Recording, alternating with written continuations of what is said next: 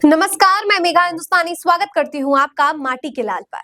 प्रदर्शन जो शुरू हुआ था, जो चिंगारी निकली थी, वो चिंगारी अब आग की तरह सुलग गई है और फैलती ही जा रही है। लेकिन इसको लेकर राज्य सरकार ने भी मौन रखा है और वहीं केंद्र सरकार भी चुप्पी साधे हुए है।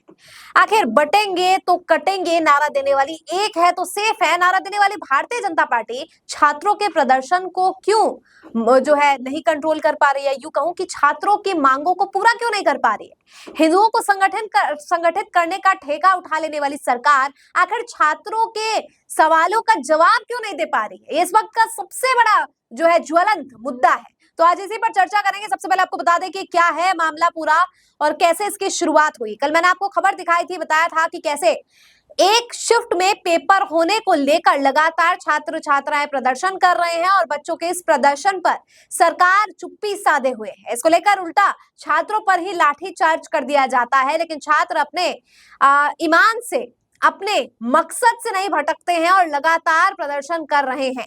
इसको लेकर क्या कुछ अपडेट है बताते हैं आपको। कृष्णकांत जी लिख रहे हैं, छात्रों का आंदोलन अगर सियासत है तो ये सियासत बहुत अच्छी है। आपका भ्रष्टाचार इनकी जिंदगी आप बर्बाद करता है, इनके सपनों की तय करता है, इनके हक की आपको उखाड़ फेंकेंगे। इनका हक है कि वो आपको उखाड़ फेंकेंगे।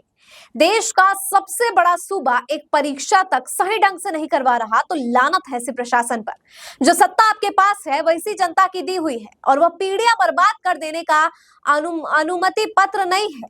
जनता ने आपको सत्ता में बैठाया है सेवा और तरक्की के लिए। जनता सत्ता भ्रष्टाचार का एनओसी नहीं है। बहुत उचित वाक्यांश कृष्णकांत जी के द्वारा लिखे गए हैं कि अगर सत्ता में आपको बिठाया गया है तो इस उम्मीद के साथ बिठाया गया है कि आप देश में जो रोजगार की स्थिति है उसे बेहतर करें, युवाओं की स्थिति है उसे बेहतर करें। लेकिन आप जो है युवाओं की स्थिति बेहतर करते हुए नहीं दिख रहे हैं, बल्कि आप तो छात्रों के सवालों का जवाब तक देने के लिए आपको जो है हिचकिचाहट हो रही है। तो ऐसे में क्या समझा जाए, ये बड़ा सवाल है। सूर्य प्रताप सिंह आईएएस रिटायर्ड लिखते हैं, ये कोई मांग मनवाने का आंदोलन नहीं है, खालिस राजनीतिक दंगल है। इसमें 80% तो अभ्यर्थी है, कहीं नहीं अधिकांश एक राजनीतिक पार्टी, एक जाति विशेष के उपद्रवी गुंडे हैं। यूपी में उपचुनाव जो है, छात्र आंदोलन के नाम पर कई उपद्रवी छुटभैया अपनी राजनीति चमकाना चाह रहे हैं। योगी काल में यूपी लोक सेवा आयोग में हर बार ईमानदार अध्यक्ष ही बने हैं। पारदर्शी भर्ती हो, नकल न हो, इसीलिए 2 पाली की व्यवस्था बनाई गई है।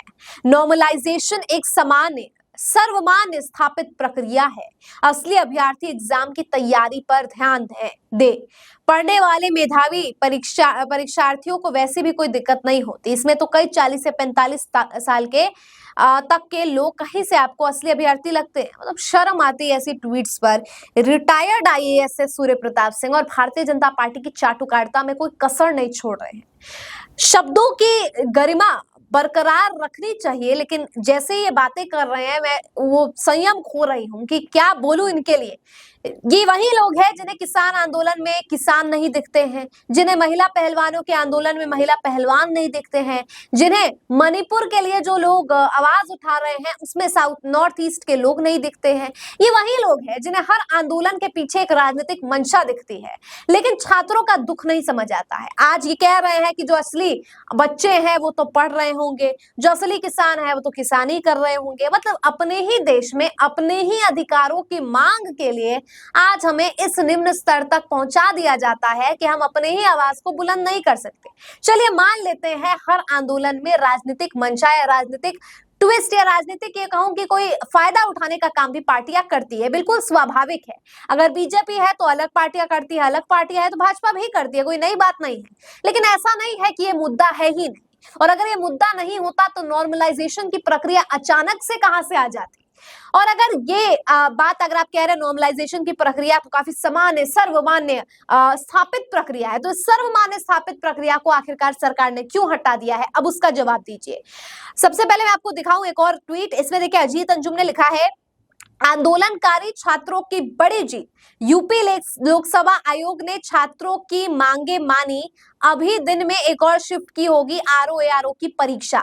तो मांग क्यों मान ली भाई, जब आपको लग रहा है कि नहीं ये तो बिल्कुल सही है, सर्वमान्य स्थापित प्रक्रिया है, तो इस सर्वमान्य स्थापित प्रक्रिया को आखिरकार क्यों सरकार ने जो है एकदम पार थार कर दिया। छात्रों की एकजुटता ने आखिर लोक सेवा आयोग को झुकाया है, योगी सरकार को झुकाया है। उपचुनाव सिर पर था, योगी जी को अंदाजा हो गया होगा कि अगर छात्रों की मांग नहीं मानेंगे तो बड़ा नुकसान हो सकता है। इससे पहले अजीत अंजुम ने नीचे अपने ट्वीट को रिट्वीट करते हुए कहा है, जो बात कही है, क्या ट्वीट पहले उन्होंने 7 घंटे पहले किया था, योगी सरकार इन छात्रों की मांगे सुनने को क्यों तैयार नहीं है, यूपी लोकसभा आयोग अपनी जिद पर क्यों अड़ा है। और देख सकते हैं सुबह कल रात प्रयागराज में चौथे दिन भी डटे रहे हजारों छात्र। सुधा यादव लिखती है, आंदोलन अभी खत्म नहीं हुआ है, आयोग का नॉर्मलाइजेशन को गलत मानना एक छोटी सी जीत है, लेकिन लड़ाई अभी पूरी नहीं हुई है। पीसीएस और आरओ दोनों परीक्षाओं के लिए एक शिफ्ट में आयोजन 1 तारीख की घोषणा की मांग की थी। तो ये बताया जा रहा है थोड़े थोड़े एक घंटे के अंतराल में ट्वीट्स है, तो थोड़े अपडेट्स हो गए हैं और कुछ अपडेटेड नहीं है। तो आप समझिए कि लोग क्या कह रहे हैं। अब इसको लेकर अखिलेश यादव क्या कह रहे हैं, समाजवादी पार्टी सुप्रीमो, भाजपा सरकार को चुनावी गणित समझ आते ही अब अपनी हार सामने दिखाई दी, वो पीछे तो हटी पर उसका घमंड बीच में आ गया, इसीलिए वो आधी मांग ही मान रही है। अभ्यर्थियों की जीत होगी, ये आज की समझदार युवा है, सरकार इन्हें झुंझुना नहीं पकड़ा सकती। जब एक परीक्षा हो सकती है तो दूसरी क्यों नहीं।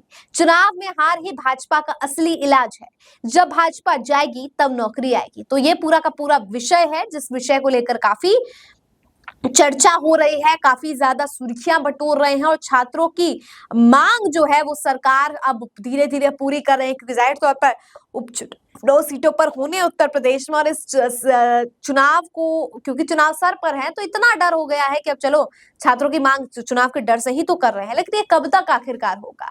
हो सकता है फिर इस पॉलिसी को हटा दिया जाए, लाया ही ना जाए, जैसे किसान आंदोलन में किसानों को झूठा दिलासा दिया गया है, झूठा वायदा किया गया। हो सकता है कि जो है छात्रों के साथ भी यही हो, अभ्यर्थियों के साथ भी हो जाए। तो विश्वास कैसे करें हम सरकार पर, कमेंट करके बताइए कि इस समय आप जीत मान रहे हैं छात्रों के इस आंदोलन को, या फिर आपको लग रहा है कि केवल चुनाव का राजनीतिक सियासत का फायदा उठाने के लिए किया जा रहा है। मुझे दीजिए इजाजत, देखते रहिए माटी के लाल। धन्यवाद।